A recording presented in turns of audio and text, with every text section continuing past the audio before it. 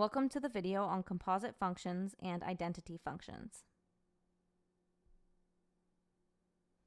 First, we'll talk about a composite function.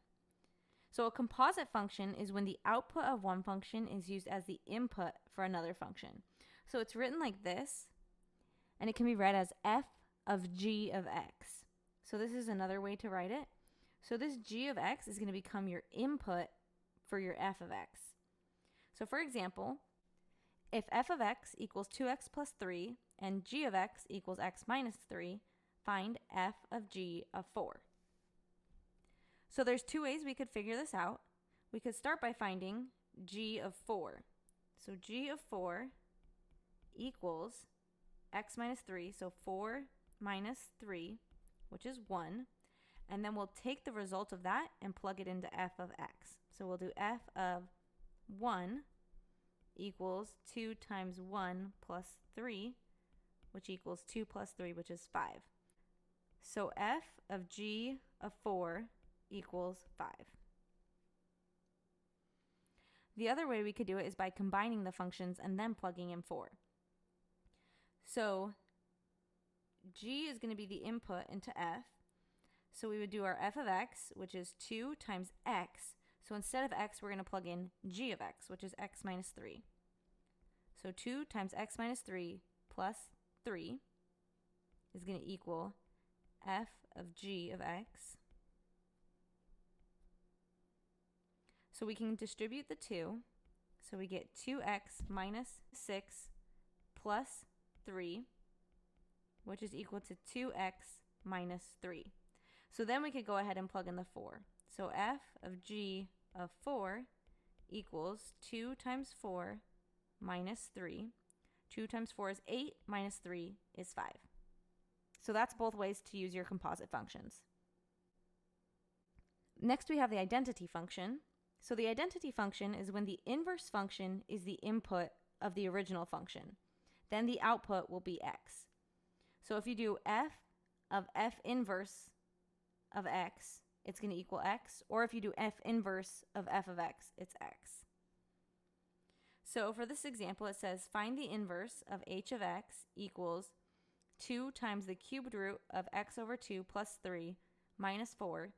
Then prove it's the inverse using the identity function. So we'll start by finding the inverse. So h of x equals 2 times the cubed root of x over 2 plus 3 minus 4.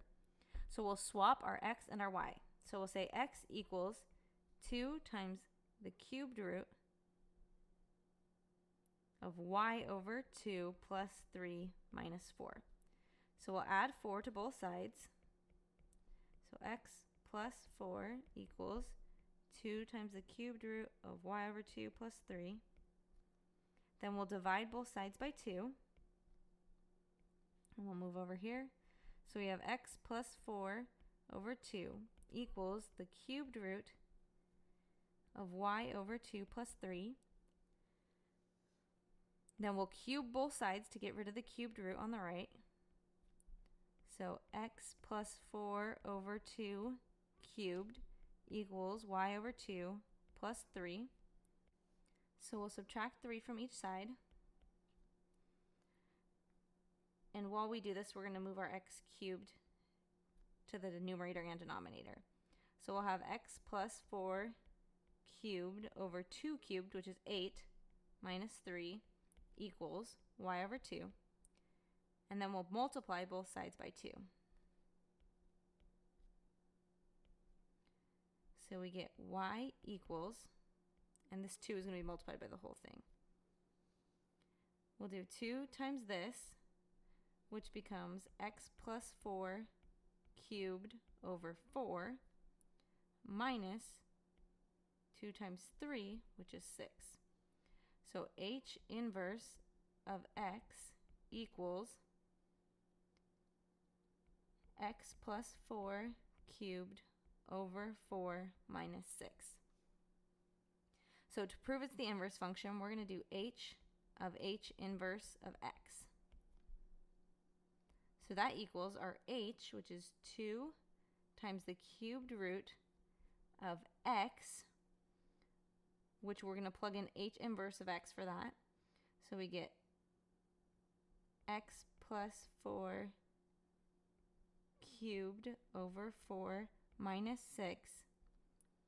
And then that's what's replacing x, so all of that over 2 plus 3, and then we have a minus 4. So we can start simplifying that. So this is going to equal 2 times the cubed root. So when we divide our numerator by 2, we're going to get x plus 4 cubed divided by 2, so it's going to be over 8, minus 3, because we divide that negative 6 by 2, and then we have plus 3, and then the negative 4 on the outside. This plus 3 and minus 3 are going to cancel and become 0. So then we have the cubed root of x plus 4 cubed over 8 times 2 minus 4. So we'll move this way. Our cubed root of x plus 4 cubed is just going to be x plus 4. So we'll have 2 times x plus 4, and then our cubed root of 8 is 2. So x plus 4 over 2 minus 4.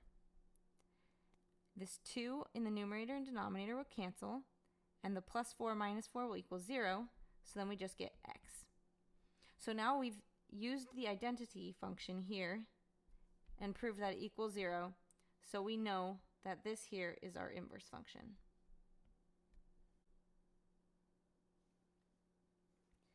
So here we have some practice problems.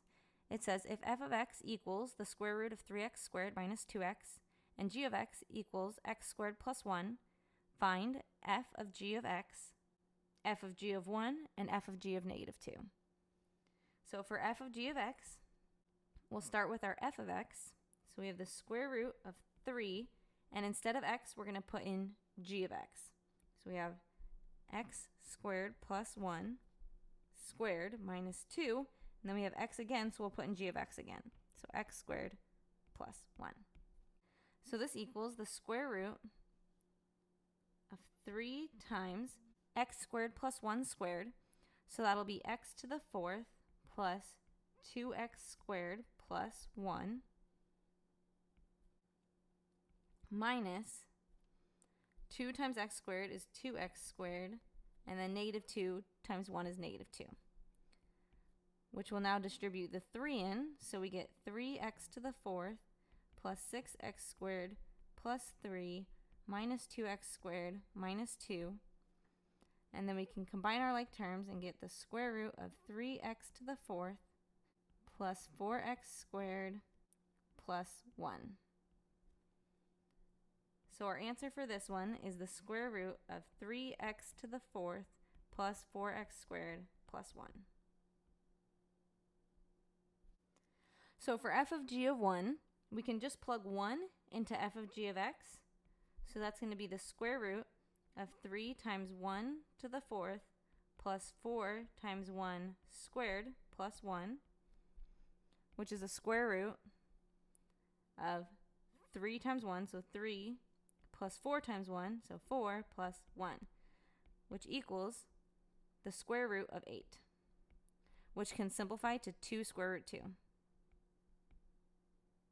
You could also plug 1 into g of x, so g of 1 equals 1 squared plus 1, which just equals 2, and then you do f of 2, which is the square root of 3 times 2 squared minus 2 times 2. So that would be the square root of 12 minus 4, which is the square root of 8, which is 2 root 2. So both ways work to get the same answer. So this last problem, we'll just go ahead and plug it into our f of g of x. So we have the square root of 3 times negative 2 to the 4th plus 4 times negative 2 squared plus 1. So this will equal the square root of 3 times negative 2 to the 4th, which is 16, plus 4 times negative 2 squared, which is 4, plus 1, which equals the square root of 48 plus 16 plus 1, which is the square root of 65. And the square root of 65 can't be simplified at all. So that would be your answer. So now we have our first IB practice question, which is no calculator. It says if f of x equals 2x minus 3 and g of x equals 3x, find g of 4.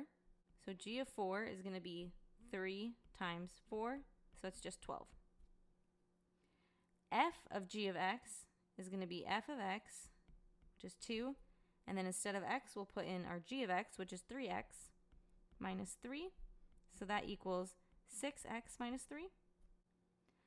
And then our f of g inverse of x, we can find by swapping our x and y from our f of g of x.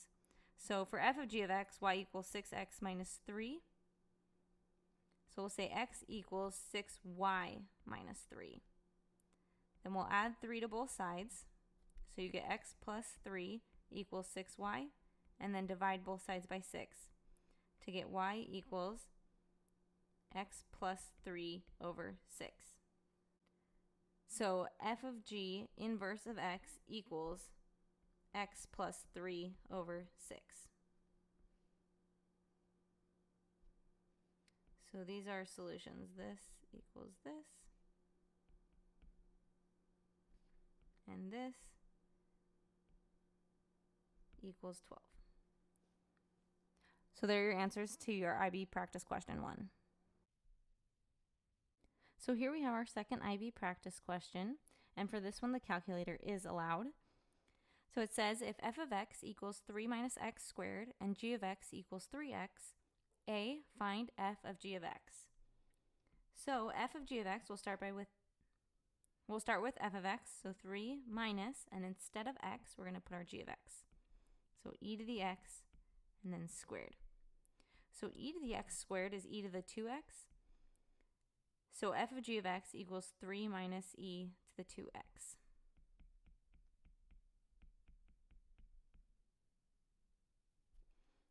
Next, it says solve f of g of x for x. So we'll take f of g of x that we found, 3 minus e to the 2x equals y, and then we're going to solve it for x.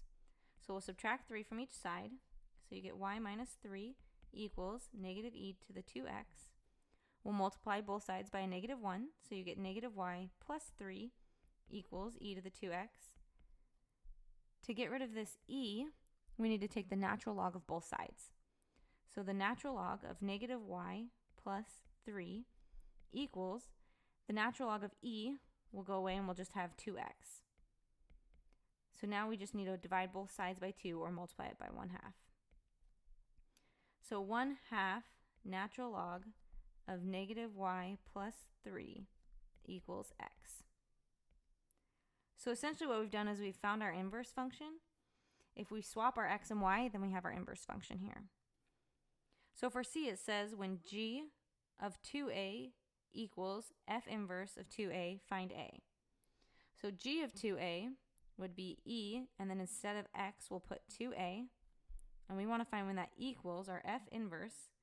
So our f inverse of x equals 1/2 natural log of negative x plus 3, because we swapped our variables here. So we want it to equal 1/2 times the natural log of negative, and then instead of x, we're going to put 2a plus 3.